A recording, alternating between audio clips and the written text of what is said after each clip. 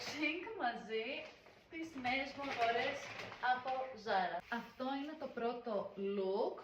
Πάω πίσω να δείτε το παντελόνι, πώς στρώνει, είναι ψηλόμεσο. Έχει αυτή τη λεπτομέρεια εδώ και από πίσω στρώνει πολύ ωραία. Εμένα γενικά μου αρέσουν τα ψηλόμεσα παντελόνια. Και αυτό το t-shirt έχει πολύ ωραίο ύφασμα, γενικά μου βγάζει πολύ elegant όλο το look. Και πήρα και αυτό το φανταστικό jacket. Εγώ το πήρα σε extra large για να έχει αυτό το oversized look.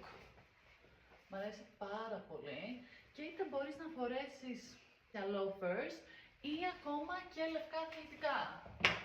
Δηλαδή είναι ένα πολύ κομψό look που μπορείς να φοράς από το πρωί μέχρι το βράδυ. Τώρα, με το ίδιο παντελόνι πήρα άλλη μία μπλούζα.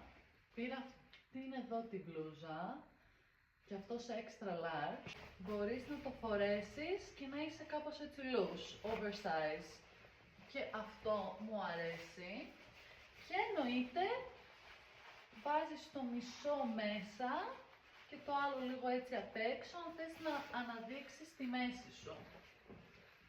Βλέπεις ότι απλά αλλάζοντας την μπλούζα δημιουργείς δύο τελείως διαφορετικά look.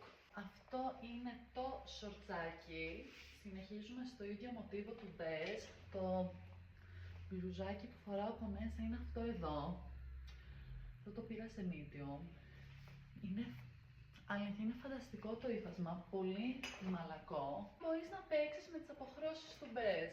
Ξέρω ότι είναι καλοκαιρινό, οπότε δεν χρειάζεται πανοφόρη, αλλά άνετα το φοράς κάπως έτσι. Αυτό το παλτό είναι από τα Zara, είναι φανταστικό. Έχει αυτή τη suede υφή, πάρα πολύ ωραίο. Και κάνεις άλλη μία πρόταση έτσι. Γενικά όταν δεν έχεις έντονα χρώματα μπορείς να βγάλεις πάρα πολλά look. Δεν είμαι σίγουρη για αυτό το σορτσάκι. Νιώθω ότι δεν με κολακεύει ιδιαίτερα, αλλά δεν έχω τέτοιο σορτσάκι και δεν έχω βρει ψηλόμεσα σε αυτό το στυλ. Δεν μ' αρέσει το τελειώμα του εδώ με τις τσέπες. Αυτά τα jean. Για όλα τα look χρειάζεσαι ένα λευκό μπλουζάκι που όλες έχουμε στο σπίτι. Εγώ κάθε σεζόν παίρνω 5 καινούργια επειδή με τις πολλές φλίσεις χαλάνε. Αυτό έτσι ανοίγει προς τα κάτω. Όλα πάλι τα κάνω με το ίδιο loafer, το ίδιο look. Με αυτή την πρόταση με jean και εδώ θα βάζα και λευκό αθλητικό για να είμαι ειλικρινή.